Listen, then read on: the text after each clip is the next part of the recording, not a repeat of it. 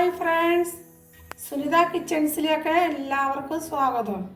ചൂട് സമയമാണല്ലോ, നമുക്ക് നല്ല അടിപൊളി ഒരു ഫ്രൂട്ട് സലാഡ് ഉണ്ടാക്കാം. കുട്ടികൾക്കും മുതിർന്നവർക്കും എല്ലാവർക്കും ഒരുപോലെ ഇഷ്ടപ്പെടുന്ന ഒരു ഐറ്റമാണ് ഫ്രൂട്ട് സലാഡ്. അത് എങ്ങനെ ഉണ്ടാക്കുന്നത് നമുക്ക് നോക്കാം.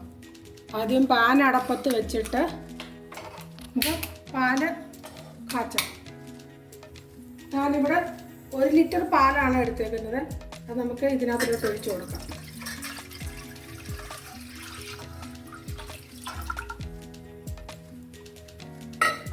ഇതിനകത്ത് നിന്ന് ഒരു 2 തവി പാല് ഒരു ബൗളിനകത്തോട്ട് മാറ്റിയിട്ട് കസ്റ്റാർഡ് പൗഡർ നമുക്ക് അത് കലക്കി അതിനകത്ത് പാനിനകത്ത് ഒഴിക്കണം. കസ്റ്റാർഡ് പൗഡർ ഞാനിവിടെ എടുത്ത് വെച്ചിട്ടുണ്ട്. 1 ഗ്ലാസ് പാലിന് 1 ടേബിൾ സ്പൂൺ കസ്റ്റാർഡ് പൗഡറാണ് വേണ്ടുന്നത്. ഇത് 1 ലിറ്റർ പാല് 6 ഗ്ലാസ് പാലുണ്ട്. ഞാനിവിടെ എടുത്ത് വെച്ചേക്കുന്നത് ഒരു 6 സ്പൂണ് കസ്റ്റാർഡ് പൗഡറാണ് എടുത്ത് വെച്ചേക്കുന്നത്. അത് നമുക്ക് 2 തവി പാലിനകത്തോട്ട് ഇത് കുറുക്കിയെടുക്കാം. ഞാനിവിടെ 6 സ്പൂൺ അളന്ന് വെച്ചേക്കുവാണ്.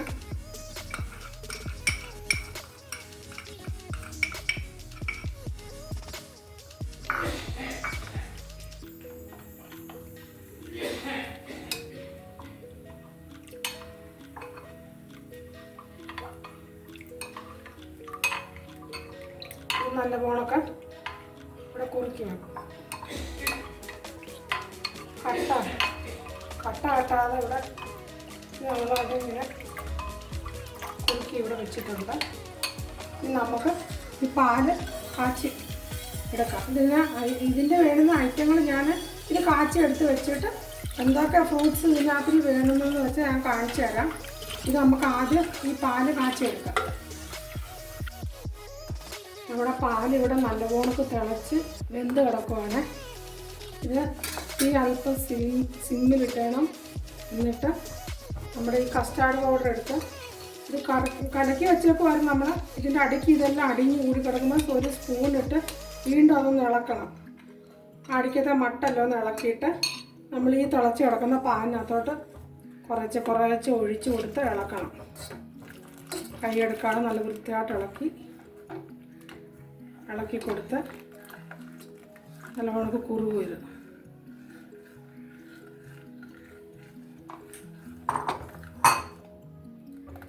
കണ്ടോ, അതിൻ്റെ ഈ പരുവം.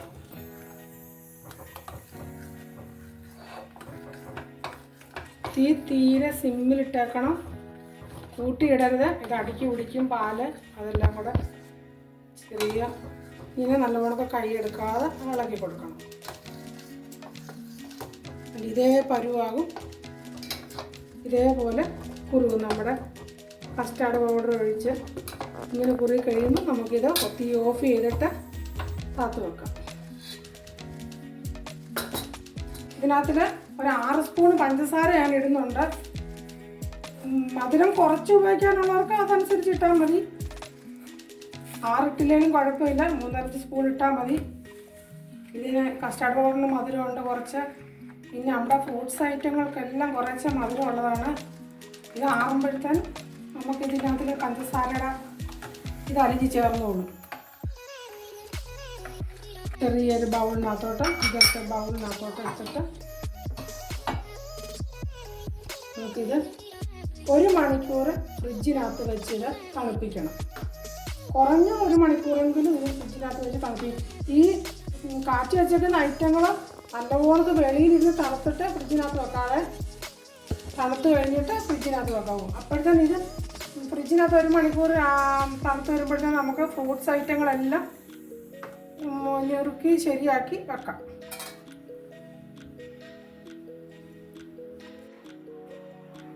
കൂട്ടുകാരെ, നമ്മുടെ പാലും കസ്റ്റാർഡ് പൗഡറും കൂടെ ഞാൻ കാച്ചി 1 മണിക്കൂർ ഫ്രിഡ്ജിനകത്ത് വെച്ച് തണുപ്പിച്ചതാണ് എടുത്ത് വെച്ചേക്കുന്നത്. അതിനകത്തിലേക്ക് നമുക്ക് കട്ട് ചെയ്ത് വെച്ചേക്കുന്ന ഫ്രൂട്ട്സുകൾ എടുത്തിടാം. അത് നമ്മുടെ വീട്ടിലുള്ള ഏത് ഐറ്റങ്ങളാണെങ്കിലും നമുക്ക് ഫ്രൂട്ട്സ് ഇതിനകത്ത് ഇടാം. ഓറഞ്ചും തണ്ണിമത്തനും ഇടണ്ട. ഓറഞ്ച് ഇടുന്നുണ്ടെങ്കിൽ അല്പസമയം കഴിയുമ്പോൾ അത് ഒരു ചെറിയ കയ്പുണ്ടാകും. ഇതിനകത്തോട്ട് ഞാനിപ്പോൾ ഇടാൻ പോകുന്ന എൻ്റെ കയ്യിലുള്ള ഐറ്റങ്ങളാണ് ഇതെല്ലാം. ആപ്പിൾ ഇട്ടു,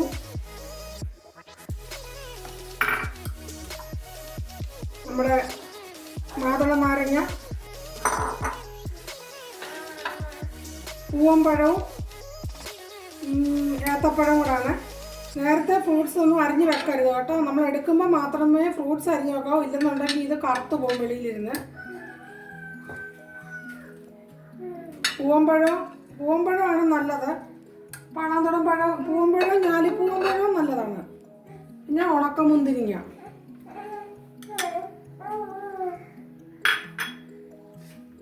കറുത്ത മുന്തിരിങ്ങ. നമുക്ക് ഇന്ന അളവൊന്നും കുരുവില്ലാത്ത കറുത്ത മുന്തിരിങ്ങ വേണം, അതാകുമ്പോൾ നല്ല മധുരമുണ്ട്. എത്ര അളവ് വേണമെന്നൊന്നുമില്ല, നമ്മുടെ കയ്യിലുള്ള എത്ര കൂടിയാലും കുഴപ്പമില്ല. പച്ചമുന്തിരിങ്ങ, ഇത് ബദാം പരിപ്പാണ്, ക്രഷ് ചെയ്ത് വെച്ചേക്കുന്നതാണ്.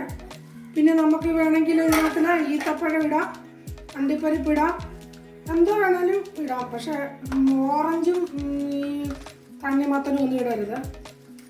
നമുക്കിത് ഇട്ടിട്ട് നല്ല ഹെൽത്തി ആയിട്ടുള്ള ഒരു ഫ്രൂട്ട് സലാഡാണ്. ഇത് കഴിക്കുന്നതുകൊണ്ടൊന്നും വലിയ കുഴപ്പമൊന്നുമില്ല. എല്ലാവരും ഇതൊന്ന് ട്രൈ ചെയ്യണം. എല്ലാവർക്കും ഇഷ്ടപ്പെട്ടിട്ടുണ്ടെങ്കിൽ ലൈക്ക് ചെയ്യണം, സബ്സ്ക്രൈബ് ചെയ്യണം, ഷെയർ ചെയ്യണം. Thank you. അടുത്ത വീഡിയോയിലൊക്കെ നമുക്ക് വീണ്ടും കാണാം.